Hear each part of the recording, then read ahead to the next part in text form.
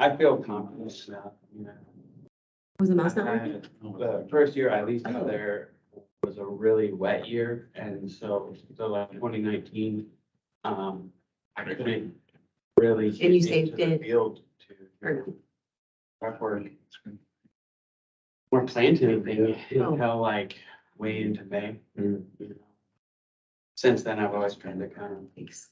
get at least about 2.5 or 3 acres, like with manure spread listed up in the raised bed. Oh, shoot. I've had as much as like 5 acres, but I really Yeah. don't So you like doing started that much because I can't really get anything growing on Oh, it. can you hear us okay? And so then in early spring, it just sits there. Can you say something? dry, Make sure to- Just watch. Yeah, sounds good, Connor. All right. There's that. Got a little better using time. Oh. Yeah. Those things are amazing. I had a really good year. While I was on and that Robin and I think maybe, good year with sweet potatoes, so I stayed, and in Napa Cafe, I have a lot of storage stuff, so. I stayed busy putting together orders and deliveries longer than I think I ever personally have. That's great. Kind of, you know, it's one of those situations where you're like making money now, but like, are you not getting work done? Because they're always. There's always those Subcommittee. sacrifices, you know. Right now, it doesn't mean it's later, that on the ground. And we've been doing some research on how we can make this more simplified, but actually get it worked out, because right now it's all handshake stuff. We don't have like a charter. So, Yeah, we're That actually into a workers co-op. River, New York. You might have already thought of this, but try working with the law college. Yeah. That's what I did. See, I was working. Yep. Yeah, so having people with dogs, graze on. Thing going. Crazy, but good. Yeah. I always think it's gonna slow down this time of year and I don't know why. Never stood straight. I think we wanted to. So I spend time with them. Yeah. Great. Good, I'm kind of drawn to the end of this. Okay, good afternoon, everyone. Welcome to the Small Scale and Urban Ag Subcommittee. We're here at NDE offices in Lincoln today, this afternoon. And my name is Brock Johnson, so I'm the outreach coordinator for Nebraska. And I'm here, Jamie is helping me today. So Jamie Taney is our resource conservationist in the Wahoo field office. She also serves a collateral duty as a state beginning farmer representative. And she's adding a detail as the urban ag conservationist for us that she's been on for the last 4 months. So Jamie's helping me with the presentation today. I'll give you a little backstory for how we got here, why I'm running the meeting, I guess, today, or my involvement and participation in small scale and urban ag. So in October of 2021, Nebraska NRCS set up what we call the Nebraska Urban Agriculture and Conservation Strategic Committee. That committee came out with a strategic plan that was ratified in February of 2022. And small farm and urban agriculture is one of our top priorities at NRCS. And so that's the reason why we started this committee. I started as outreach coordinator in October of 2022. So small farm and urban agriculture being a very good conduit to the underserved was just a natural fit. And I've got some pretty good experience with high tunnels and small scale systems in my working career. So I took the baton and ran with it. Aaron Hurd, our state soil health specialist, and Carlos Villarreal, he's our state soil scientist, played really critical roles in getting that started. So I appreciate everything that they've done to kind of help move this along. Out of the strategic plan, we so basically this small farm and urban these practices were really housed under Carlos's shop under soils. We're transitioning that over to Neil Dominy, who is our assistant state conservationist for partnerships. So we're transitioning this over to Neil's shop. And out of the strategic plan, I want to highlight a few things that we having that strategic plan that got us going. We created a mission statement, why urban ag and small scale ag is important to us and how we're going to execute a plan to implement that.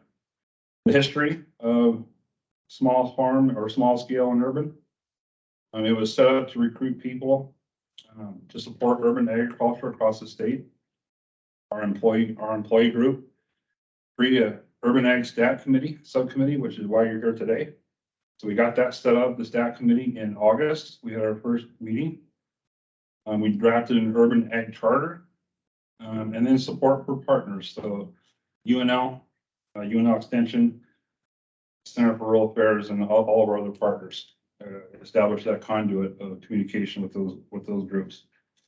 They want to measure outcomes and successes of the program. We want to involve ecological sciences, engineering programs, soils, and partners within our agency. Develop technical material, create a training model, which we're working on continually. We do have a training plan for small scale and urban. We also want to, the strategic plan was set out to address urban soil health, which is a really critical component to these systems. And the last thing is our cultural resources and CBA 52 environmental assessments that we do create a conduit to be able to satisfy those requirements. And the other thing we wanted to do was to set up or to get a chair of this committee. And we have Megan McGuffey here, and I'll have her speak just a little bit, but Megan has agreed to chair this committee. We're super excited about that. So Megan, if you could just give us a brief bio of yourself and tell us where you're from and stuff, and we'll go from there. Sure. Yeah. Hi, everyone. Great to be here. I'm Megan McGuffey. I'm the Executive Director of Community Crops. We are a nonprofit here in Lincoln, Nebraska that works with gardeners, farmers, people doing small scale agriculture. A little background on me. I'm from southwestern Kansas, originally kind of the Garden City area. So my extended family grows on about 5,000 acres, and we were the family that didn't make it. You know, there's often not room for all the siblings to stay on the farm. And so that brought us to Nebraska, but I've kept that passion for agriculture, and that's taken me into my professional work. And I'm excited about this role because my academic training is in public administration. So I am a total policy nerd and I love government stuff. So if I can be that kind of translator or communicator who can enjoy the policy side and communicate that with farmers, I think that's an exciting role for me to play. So excited to be in this role and see what we can do. Awesome. Thank you, Megan. The last thing that we've done recently is we established internally the Nebraska, what we're calling the Nebraska Urban Agriculture Conservation Council. So we solicited across the state for NRCS employees to be part of that council, and we've now got membership. We're going to announce the membership soon, and then that's going to be a conduit for us to disseminate technical information and get feedback from the field. So we're really excited about that portion too. It's an internal council. Internal council, yeah. So that's established. So that's gone a long way. Brad Thompson is here today. He's our Assistant State Conservationist for Programs. Brad, can you just give a little brief rundown of the committee and its function and kind of what some of our goals are? Yeah, you bet, absolutely. So I want to say welcome to everybody to the Urban Ag here as well. And Megan, thank you for taking on the chairman. Our subcommittees, we always like to have chairs other than the government, NRCS. So thank you for that. So, Brock, he pretty well laid it out, how we got here with the urban ag and that. But as all of you probably know, 2018 Farm Bill came out with some strong emphasis, for urban ag, small scale, socially disadvantaged, that, and the administration set out some directives to put more emphasis in that area. So in 2022, state conservationists, Rob Lawson, all the state conservationists were encouraged to set up a urban ag subcommittee type like this. And of course, that was an easy decision for us. And but then the work that Carlos Villarreal started, with all the background, we were able to get that implemented. in 2022. You know, it seemed a little rushed at the time, but the process was in place. And in August, you know, we had our first subcommittee meeting, and at that time, you know, we had some urgent things to get done. You know, we had to identify practices. We had to get things in place so that we could offer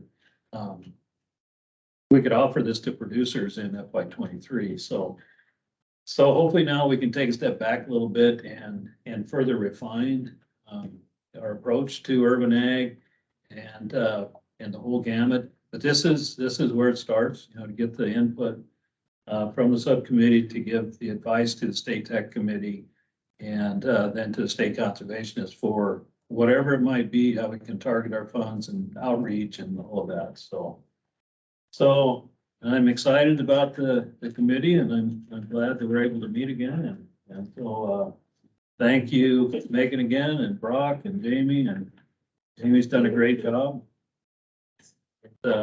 with your detail and getting things kicked off. So Great.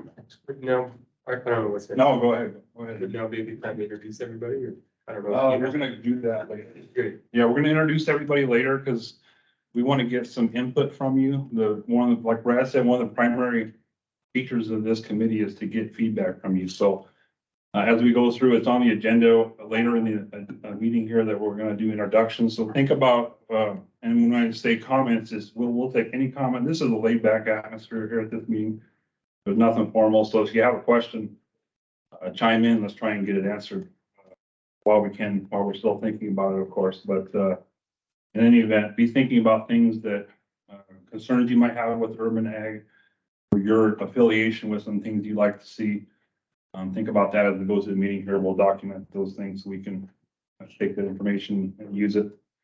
So on the slideshow, Connor, you want to launch that? Yep. So this is a real quick slideshow. We're going to go through these really fast. This is a slideshow Jamie and I presented a couple days ago in a state meeting that we did, and all these pictures, ironically, Jamie and I pretty much took these. These are all real pictures in these photos. So of things that are happening here in Nebraska.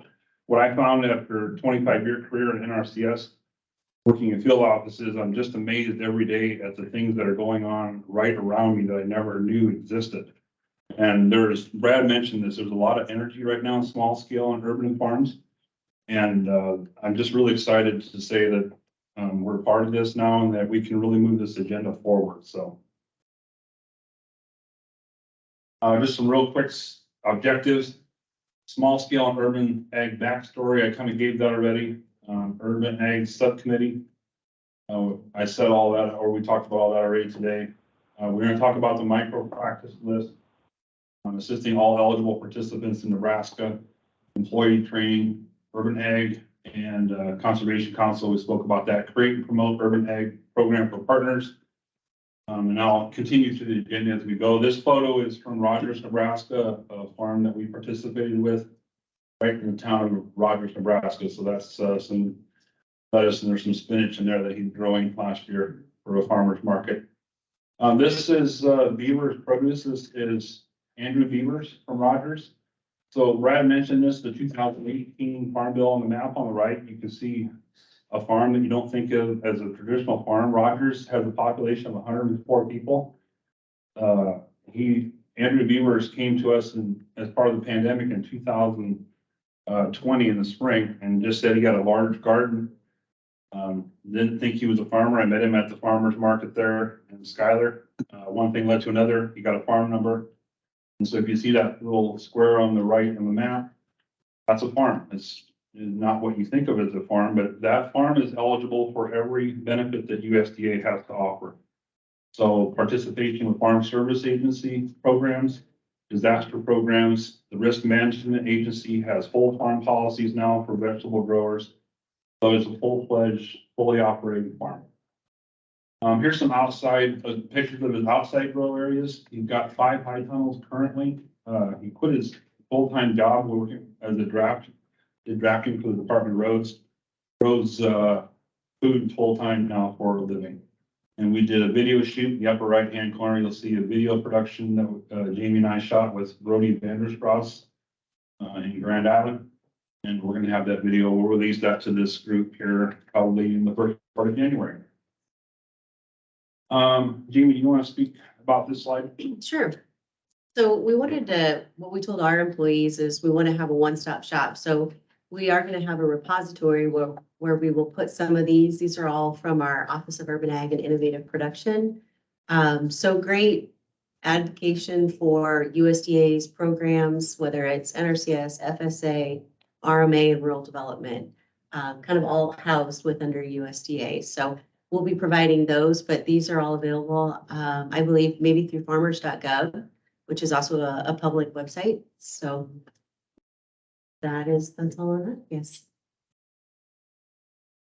So we put this together, and this again was for our employees. So I apologize if I didn't include anybody. I was just trying to pull visuals from the internet to kind of show our employees who we work with and how these relationships can develop and how the networking is really important. So we kind of explained to them how we developed the agenda, had our first subcommittee meeting. We have over 20 committee members, which bring in all sorts of different organizations, nonprofits, and kind of talk to them how we wanted to eventually, we reviewed the practice list and we wanted to get to that point where we have an approved list. So that'll come a little bit later, and we can proudly say with the help of programs and ecological sciences, engineering, soils, and all partnerships. So all of NRCS staff came together and had input in this, and we have a great approved list of practices that we can use through our EQIP program to hopefully help these participants and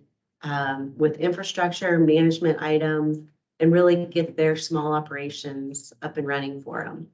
And again, thank you to Megan. I'm sorry for everything's been kind of disjointed, but we're super glad you're here. We're glad today and moving forward. So really excited. Along those lines, it's kind of interesting. Last year, I think we had around 11 high tunnel applications. This year, I think Connor might speak to this a little bit later.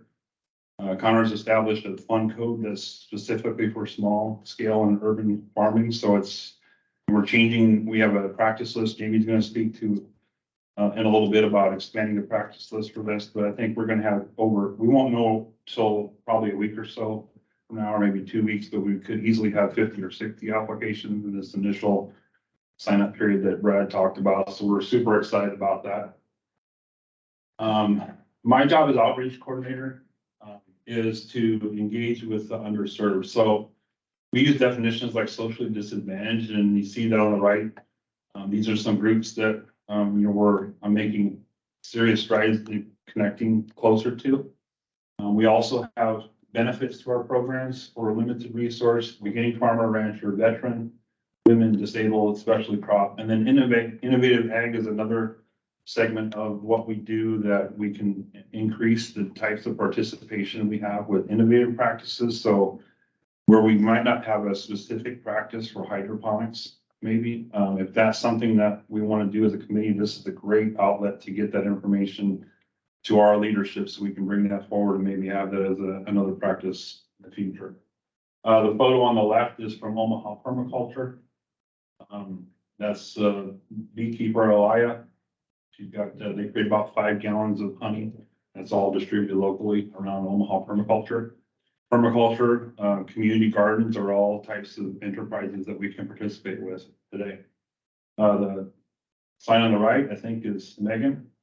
Yeah, I wondered if Megan could enlighten us a little bit. Yeah, Megan, can you tell us about We were so impressed. Sure, yeah, this is Calaf, so he's one of our USDA Farmers Project participants. So we operate 2 different farms in Lincoln, urban farms.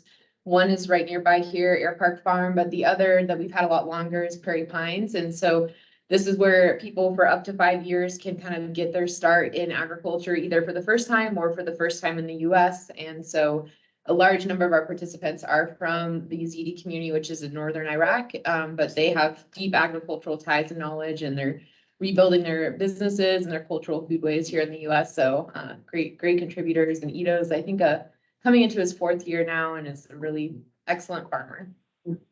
Awesome. Great story, Megan. Thank you for that.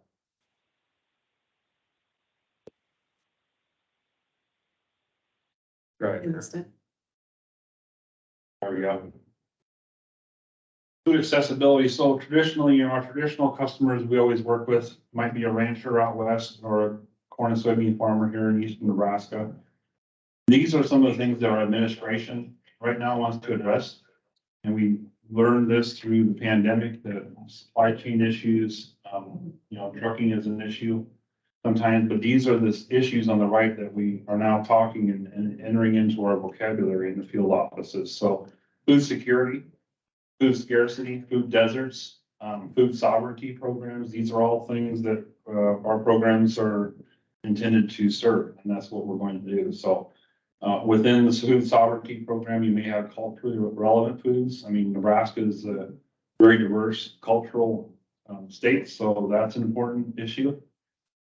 Food quality, nutrient densities, and things like that. Spoke a little bit about Aaron Hurd, who's at our office today. I mean, there's no way that does it better than Aaron when he talks about soil health and urban soil health. We've got projects that Aaron's working on currently. Just a great advocate for soil health and those kinds of things. The photo on the left is from a hydroponic facility in Dakota City, Nebraska. They grow 100,000 pounds of tomatoes. Those bees come from northern Michigan. Every 8 weeks, they get bees to pollinate the tomatoes. I thought that was kind of interesting. And then on the right side, the guy picking the beans is Emmanuel, been featured in several news articles in Omaha papers. He's a refugee from Benghazi. And he grows on about 2 acres on the Omaha permaculture site. He's growing food for about 130 people throughout the summer. So it's quite a story. Real quick, small scale farm and urban ag strategic plan development and implementation. Jamie, you want to take this slide? Yeah, we kind of had alluded to this and I was hoping that we could have gathered a few more pictures of, ecological sciences, engineering programs, but we just ran out of time. But this is kind of focusing on the soils and partnerships portion, just of some of the events that we were able to attend. But really the whole idea behind this slide is just the partnerships and networking between all of these different disciplines within NRCS and how much work it took, but it was such a great learning experience. And we really identified what's needed for our offices to provide to our field offices for tools for them to be successful in working with the small scale farms and urban ag. So I just want to give thanks to, programs here, worked with them on the small scale urban ag practice guidance document, and then the ranking deadline, which I'll let Connor kind of talk about that with the equip part of it. But engineering, ecological sciences, they also were pivotal in developing a practice guidance document. So we could provide that to our employees so they know how to process equip applications and so on. So, and like I said, Aaron Hurd and Carlos have been huge in helping us get this off the ground, and Neil Dominy as well. So thank you guys. So I'll let Connor kind of talk a little bit about equip ranking. Is that okay for you right now? Connor Ward, I'm the equip program manager. So, when we're talking urban here, it's not specific, so to speak. I do want to point out to the equip program, we have CSP, RCPP programs as well, right? But equip, that's kind of our, what do you call it? Main big program within NRCS. So, my position is primarily, of course, managing that program, working with our field offices, giving guidance and making them informed of policy and whatnot. So Megan, I look forward to probably working with you a little bit, just to kind of gather, some potential barriers and whatnot, with policy and things like that. But as far as the ranking goes, we get all these applications and we have to put them through a ranking system. So we have a tool for that. But one of the main things I do is, we have about 50 some fund pools, ranking pools within equip itself. So this urban ranking pool, traditionally what we called it was high tunnel.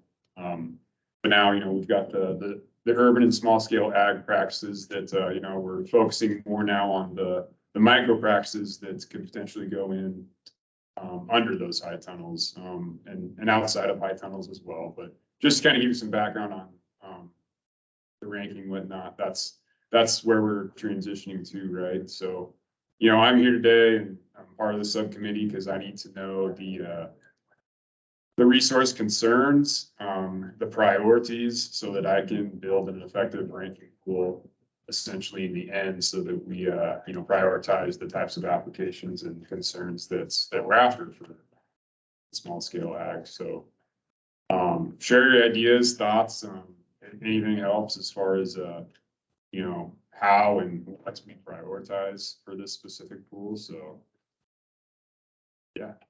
Yeah, for those of you new to this process, what Connor's getting at with our ranking is that we get more applications for practices and projects than we have funding for.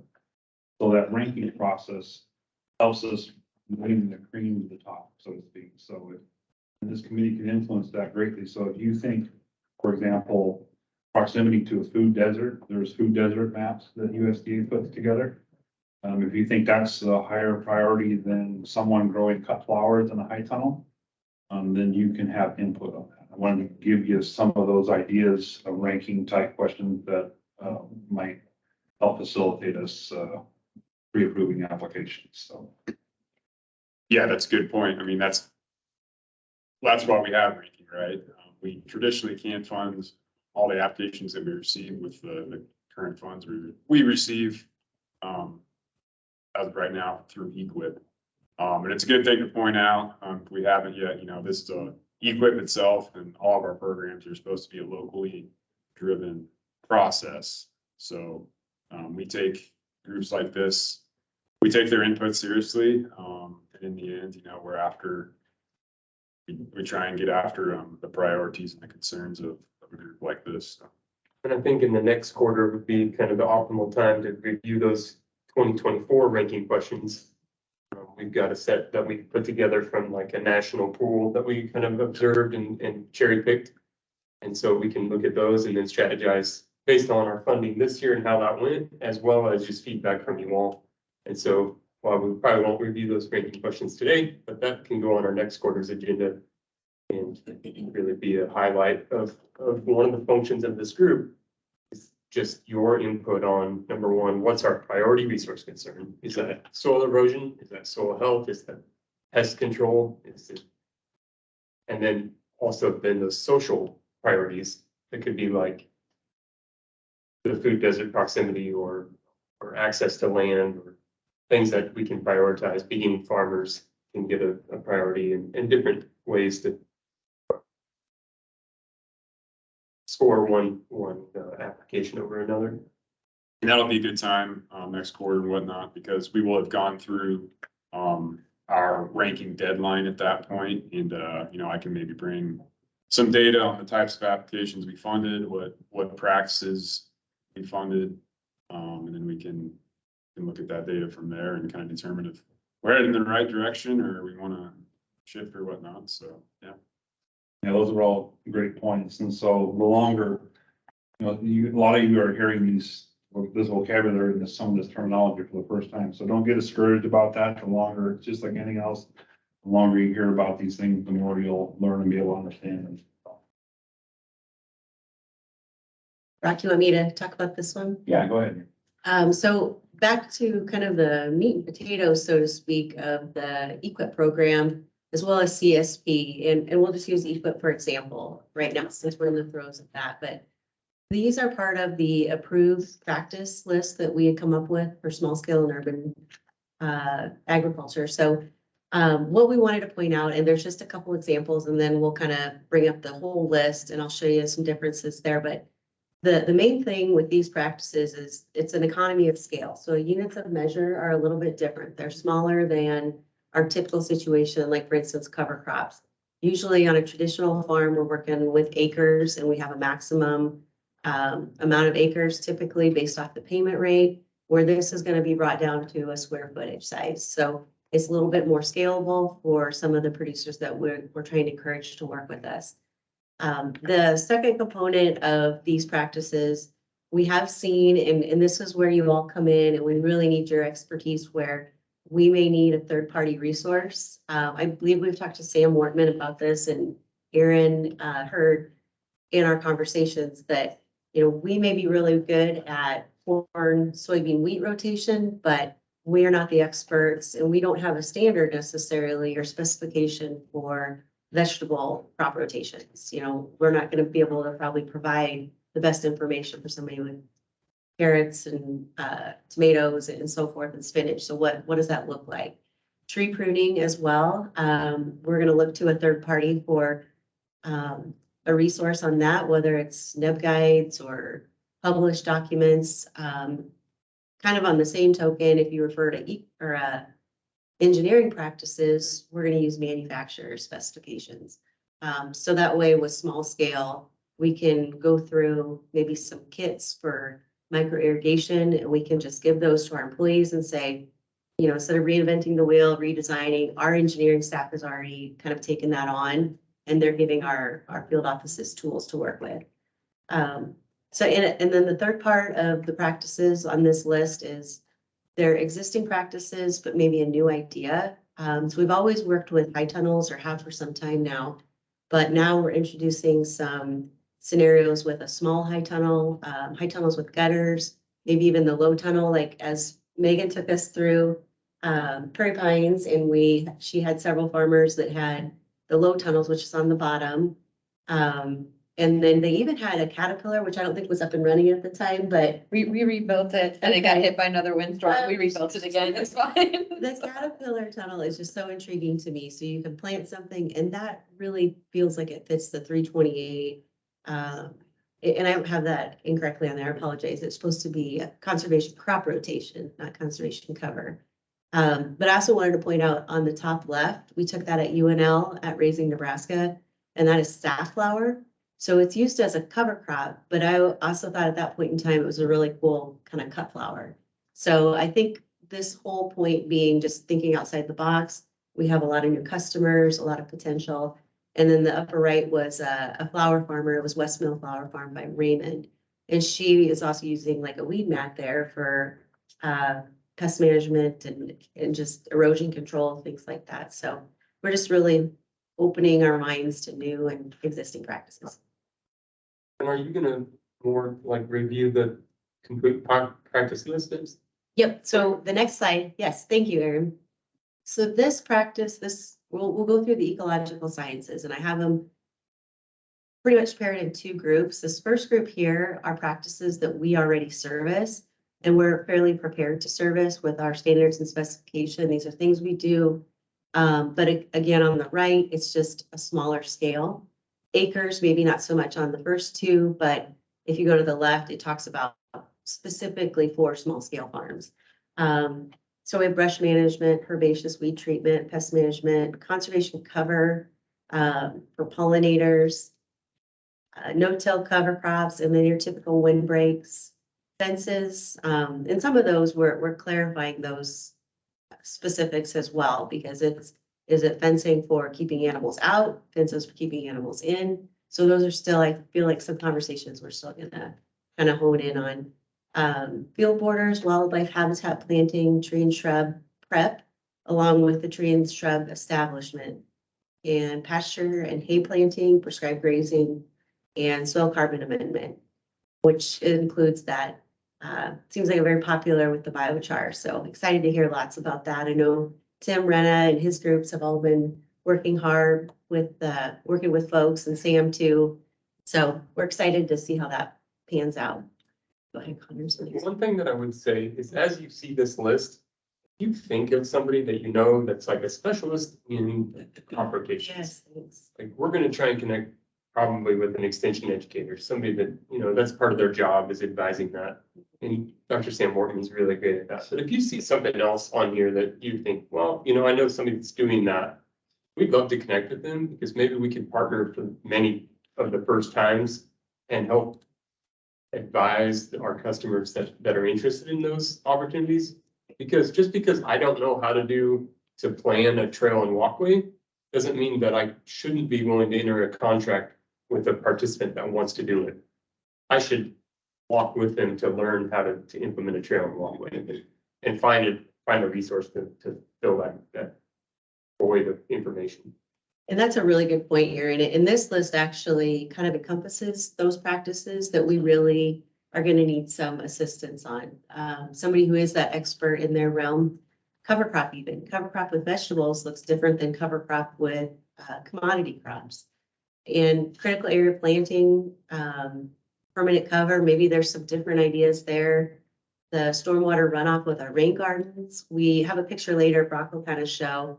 It shows up a little bit more under the engineering side, but it's also under the ecological sciences. But Brock will talk to that.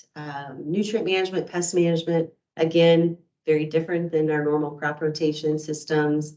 And then, as we mentioned earlier, the tree and shrub pruning. So these are just our call for help, and but we really see a benefit in using these, and we're super excited, but I'm a little nervous for our field offices too, because I want to give them tools. And so we just want them to know that we're working on this. So any help you guys can provide would be great. And then I might let Brock kind of go into some of the engineering practices specifically, just because he's going to talk about those a little bit more. And I can interject if needed. No, sure, I can talk a little bit about them. So these are all practices that fall underneath some engineering that needs to occur on the practice potentially. So composting facility is one of them that we have to practice. Irrigation pipeline, so the conveyance pipeline, traditionally we might, in a cornfield, we might have an 8-inch piece of aluminum pipe going from the the gearhead to a center pivot. Well, now we're talking about maybe a 1-inch or a 2-inch pipe going from a hydrant somewhere to the grow facility or the high tunnel or the open grow area. So again, you talk about scalability, it's the same practice, it's just a different scale. Irrigation system micro, so there's a practice for drip tape. You can see that there's surface tape less than 5 acres. Those are very popular in these types of systems. Also have a punch emitter practice, so where we have emitters, surface polyethylene with emitters, high tunnels. So, or if we have a orchard area where we want to use punch emitters, that's an option underneath that practice. And so each one of these are components where you see the number of column that starts with 31, 97, 98. Those are just components. We have 4 practices listed there, or 5 under the 441. Those are components of the main primary practice, which is micro irrigation. So if you hear somebody talk about a component, that's what that's identifying. And then the high tunnel system, there's a whole variety of high tunnels. What's unique about this signup versus past signups is there is a high tunnel practice for small square footage. I think it's less than 720 square feet of area. And we've got farm numbers on a couple of high schools across Nebraska. So we see that as a really great fit to get started with the high school. We'll see if we can get a couple of those approved and see what kind of model we can create with that. Again, some more engineering practices. So where we got contaminated soils, we may want to have a raised bed in that area. So we're going to pay for the raised bed portion to get that out of the contaminated soil. And then the low tunnel, we saw that on Megan's site there at Prairie Pines. They have high tunnels and low tunnels there. That's a practice, especially where a city ordinance or county zoning won't let us put a high tunnel. The low tunnel might be an option as an alternative. Here's some things that we're not used to seeing in our agency, but they're just regular practices. So on the left, that's an irrigation pipeline. Looks like your lawn sprinkler system with the manifold. That's a 1-inch piece of PVC. We have a practice for that. So if you see the 430 irrigation pipeline, less than or equal to 4 inches, small scale system, that's what that is. The valves there are a component or an appurtenance, I guess you should say, to the 430 practice. The center photo is something we might typically see in a system that's in town or for a small growth system, small scale system. You got a main shut off, the manifold. There's an electric valve with a solenoid there. If you're on city water, for sure, you're going to probably have a requirement for an anti-siphon device, either an AVV, an atmospheric pressure vacuum breaker, or a RPZA, 3 different types there. So, and then there's a filter in the system, and particulates getting in the small orifices of the drip tape or the emitter. And then pressure regulator, we tested the pressure out at the airport, I think it's over 90 PSI. So we have to get that down to a usable pressure. On the right, that's just a couple different types of punch emitters, that little tool. You just take that half-inch piece of PVC, poke a hole in it, put your emitter in it, and water whatever product you're trying to grow. On the upper left, well, so, yeah, engineering practices, assistance. So for our staff, we purchased the flow meters, lower right-hand corner. We've got, over 25 of those flow meters across the state right now. We made a purchase of those. Our staff is going to be trained on how to use those. I'll give you a for instance, right now with the pandemic, there is a shortage of, water well pumps. So we want to make sure we don't walk onto a site and make the pump cycle a whole lot by adding emitters or drip or irrigation system, cycle that pump, burn the pump up. So there's design parameters we can use. And that's all part of our planning process that we'll be using when we go to a site to evaluate the water needs. Upper left, we're out at the airport testing the pressure with that particular flow meter that's in the lower right. I think, Jamie, you said the center photo is from Lincoln. Is that a rain garden? It is, yes, that was on the Lincoln City website, so I apologize I should have given them credit on this particular photo. But we had talked about that again, not reinventing the wheel, but utilizing our resources and those that have already found a successful product, so. And the point we wanted to make to this was that there's some design criteria. Right. That the city of Lincoln has, and Yeah. our engineering staff would accept that as acceptable design. Yep, and I think Marty had kind of talked to the point that he was already talking with them about utilizing it, so. I Yeah. thought, I'm so visual that this was actually a really pretty conservation practice, so. Yeah, exactly. Kind of cool. Upper right, that is a geothermal high tunnel.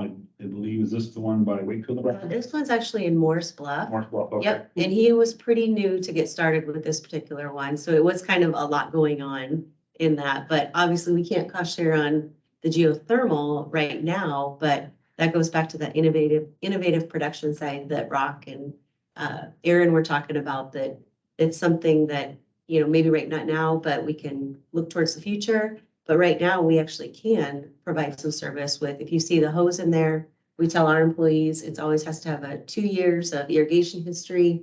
And that could be self-watering. It's a self-certification from the producer. So we might be able to help them transition to these punch emitters and a flow meter and. Yeah, just things we might be able to cost share on today. And this committee, back to that innovative practice, you hear a lot of buzz about geothermal high tunnels. And so this committee is a great conduit to get those innovative practices and actually implemented in the state. You want to talk about this a little bit? Sure. So I feel like it was like an adventure journey through the last 4 months. The one thing we've been finding is maybe accessibility for eligibility for new producers. It's just a whole different ballgame for them. We talk about legacy BFR versus our new beginning farmer ranchers. Our legacy might be somebody that came with their grandparents or their folks, came to the FSA office, signed up, got a farm track number. So pretty easy to get right into USDA programs. And now that you talk about this, so we have somebody that experienced that, and that's the Yeah. chairperson of this committee. Megan tried to get a farm number, Yep. and, there were some barriers to that. Right. We got a farm number, that was right. Yeah, so we went through that process, and, so those are things that we need feedback from Yeah. from you too, is the farm number process and what it takes to participate. So Go ahead. these forms here are intended to help through that process, which you would use the 4 easy steps to get started with FSA. Again, some of it is just, I feel like it's not a new concept, but the new Farm Bill, or in 2018, that Farm Bill opened up some opportunities to some different thinking. So all of USDA is just trying to figure out how to make sure we stay within our policies, but we want to help all Nebraskans. So the next is the 5 steps to assistance with NRCS. Again, supposed to help for EQIP processes, CSP, and then on the bottom right is really helpful for agency and partners and customers, just to kind of, put the truth out there as far as some of these myths that have come out. So For the committee, we have the Office of Urban Agriculture and Innovative Production came out with a Mythbusters fact sheet in September. And that's just the one question, that it's a really great document, helps get the conversation started about who is eligible. So certainly we can give that to everybody on the email list here, because it's a really great document to read through.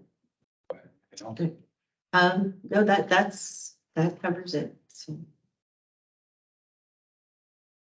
Okay, ways to participate with NRCS. So we've got, the direct financial and technical assistance. We've kind of been speaking about that. So community crops or prairie pines or anybody goes and gets a farm number at FSA, that's an immediate direct way to participate. And is Neil on? I saw Neil. Yeah, okay, so we also have ways that, we talk about this a lot, do we want every backyard farmer to walk into a service center and ask for a farm number? Well, that's not probably going to be achievable. That might not be a good solution, but if we have situations where a partnership agreement would be a better avenue to try some of those things. Neil, could you speak to the partnership aspect of what we could offer to our participants? Yeah, I think I'm on a little later talking about partnerships, Brock, but I think yeah, we have the opportunity if we find like missions or like visions to work together through some arrangements that we call conservation collaboration agreements. So it is a proposal or a notice of funding is put out, and we go through a competitive process, but then we do make awards. Once again, this is typically to an entity, not to an individual or a business. So City Sprouts, for example, we have an agreement with them. Center for Rural Affairs, we have multiple agreements. TNC on some agricultural agreements. So we do have a lot of folks out in Nebraska that we have current agreements with, not a lot in the urban sector, just the primarily one with City Sprouts and then the one with UNL and Sam Wortman. So we're definitely hungry to figure out ways we can utilize that tool to help more in the urban area, because we know you all know the folks that are out there committed to small scale and urban. So if we can work through you all and strengthen that relationship to provide more to the people, then that might be the best way out there. So we'll continue to talk more about that and seek ways to work together. Awesome. Thank you, Neil. Mm-hmm.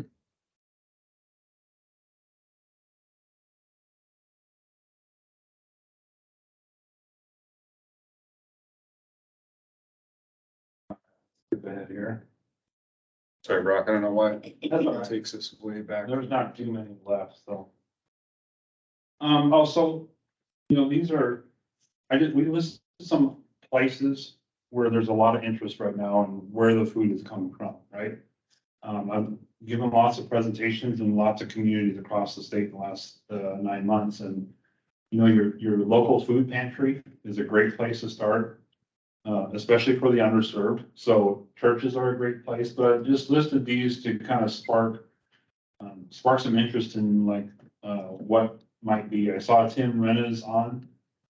He connected me to the Lincoln. I'm on that committee just as an advisor to the Lincoln Planning Committee for their urban food production system. So just being connected to all these groups is really great. And these are just groups that you can start a conversation about where the food is coming from and how you might develop or change how things happen for you locally. And, we certainly, that's part of my job, especially as outreach coordinator. I can be part of that conversation if you know places that you think that we can be a benefit.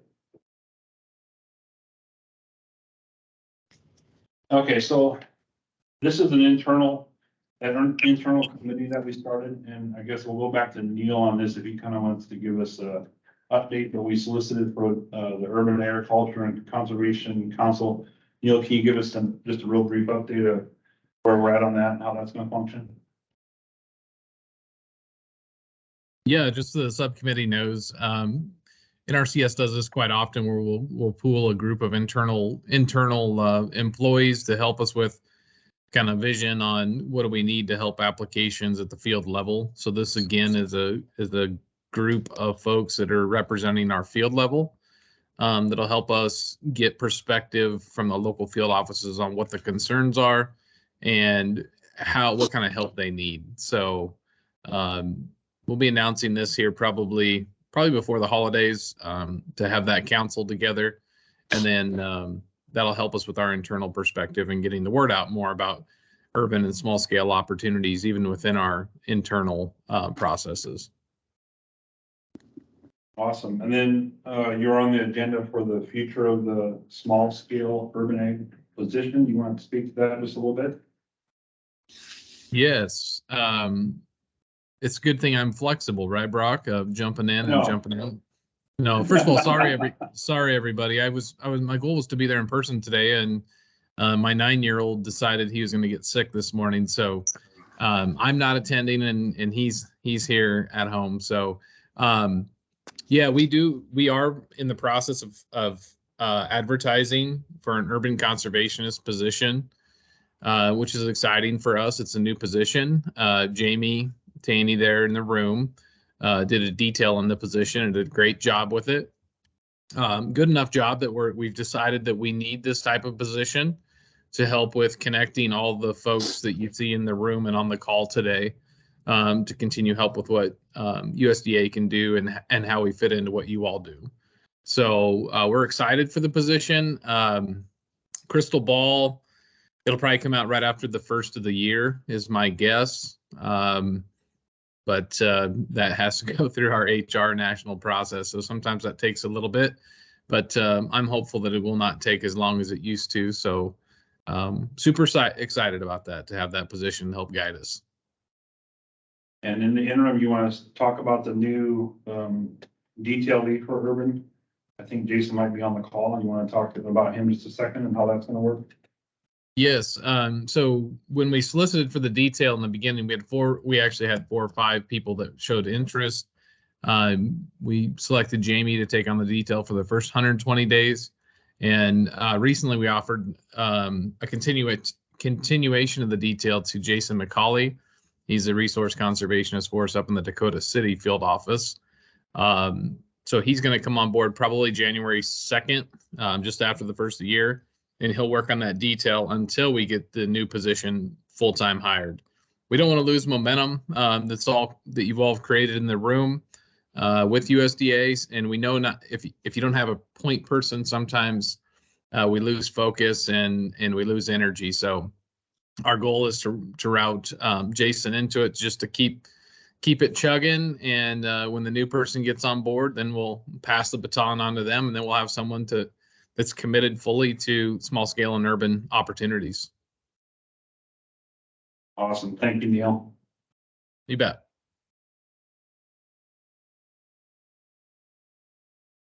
Okay, I think we're just about done with the slideshow here.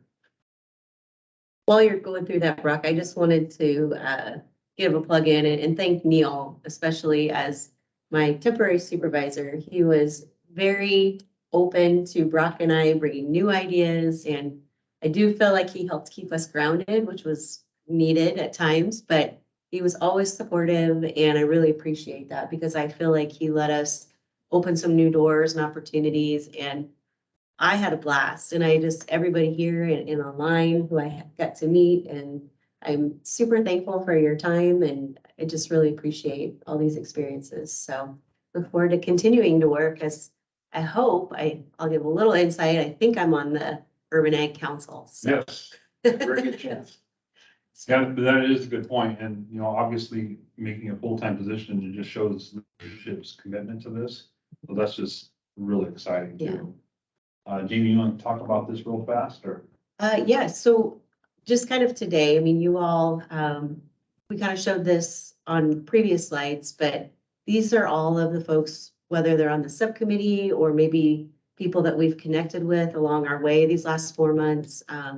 As I said, we started off at the state fair, was introduced to Raising Nebraska, got to work with those folks, and really got to visit with John Porter and the folks from UNL. Then we kind of followed up and went into Southeast Community College, met with Tom Wilden. He's the ag teacher there. One thing that I thought was really interesting there is they have a pathways program where they engage high school students for Lincoln high schools, and they get them on a career path already when they're in high school, which also give them some college credits. They worked on this for a long time, and I do think it's a replicable model that could be done in other schools. And so that was just, this picture up here with the wheelbarrow with the dirt in it just is kind of a reminder to me, maybe more so. So sorry, not the best picture, but they have a whole greenhouse, and I think they're wanting to expand. They have grow towers. And I see some of our smaller FFA chapters doing that as well, but I think it can be done, and I'm excited to continue to work with some local schools have reached out to me. So we've also worked with, obviously, the Nebraska Department of Ag Education, and then Farm to School. Northeast Community College has a great program where they're actually going to start doing or promoting and offering an urban ag degree program, which on the bottom, you can see Aaron down there giving his expert soil health talk to some Northeast Community College students there. So that was a fun day. And, part of the other of all this processing is working with county and city zoning. So I appreciate every committee and every call I've been on, and we really brought in a lot of different aspects. So I do feel like we're honing in on a lot of really specific questions as to what Brock alluded to with the barriers. Apologize, I'm kind of jumping around, but again, thanks to all of these folks that have been participating. And these are people, if we haven't reached out, I really think that we can. Everybody's pretty excited. So these are just all folks that Brock and I have kind of connected to over these last 4 months. I don't know if you want me to talk about this one, but so that upper left hand, thanks to Jason McCauley, he did get us set up with this functioning geothermal high tunnel up by Wakefield. They've been in production for, I think, maybe 2 or 3 years, but that was really, it felt like it was kind of a step into the future of what maybe small scale farms and urban ag could be. And again, the bottom one shows the one by Morris Bluff on the exterior side. And basically what we wanted to show with these is, we are able to help new customers, beginning farmers, and we kind of talked a little bit about the legacy farmer, but urban farming is really, it could be metro, it could be rural. It's not really all, it's really inclusive, I guess is what I should say.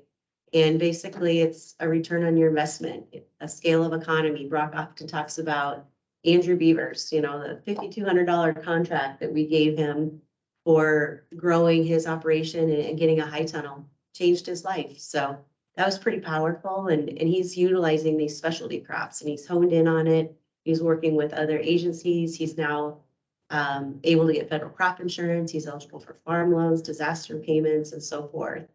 The other part of it is super excited to learn a little bit more about the brownfield sites with NDE. And we had talked during our webinar yesterday a little bit about how those sites, NDE has a process for soil sampling. So I think that's another tool that we could provide our employees on, showing them that they don't have to reinvent the wheel, but maybe we need some training on that as well. So just lots of opportunities available. Yeah, that's a great point. NDE is going to be a big partner moving forward. I mean, those are things that we don't know. So they're going to be our expert and our consultant basically. But to see Omaha permaculture, a site like that, I think that's a federal fund site potentially, and I can't remember for lead. But I think, they're growing food there on that 17-acre farm, and that's pretty outstanding. I will say on the lower right, that was Becca Monroe, which Aaron got us introduced with Becca, and she is a cut flower farmer. She has a farm and track number, but I just met with her the other day, and we had a great conversation with our farm service agency, Farm Loan, talked about opportunities for farm loans for her. She didn't think she was a farmer, even though she had a farm track number. So then we got this, she kind of put pieces together, gave some time to think about it, and all of a sudden she's going to sign up for a farm loan. So I thought that was a great situation that just really evolved from communication.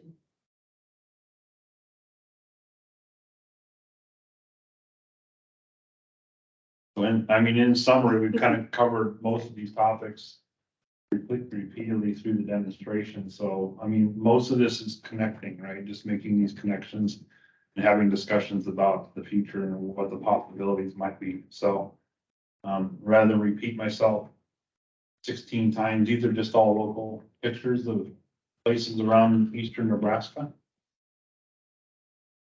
And then I threw this in Pollinator, and those are my two dogs on the side. Yeah. Yeah, that would be Ruth and Oakley. They're my helpers. Go ahead, Brad. There's quite a bit of stuff in the chat. Oh, Oh, okay. But Connor's gonna pull that up and maybe give people a chance to, If you don't mind, we were scheduled for a break, like right now, anyway, just for 5 minutes. Is that okay? and Okay, then- so we're gonna do just 5 minutes, set your stopwatch. Come back in 5 minutes, we'll talk about the chat, and then we're gonna go around, introduce ourselves, have your comment that you wanted to make to the group, and then we'll finish up by 3 o'clock. Be back in a minute. Thanks, Bob. Thank you.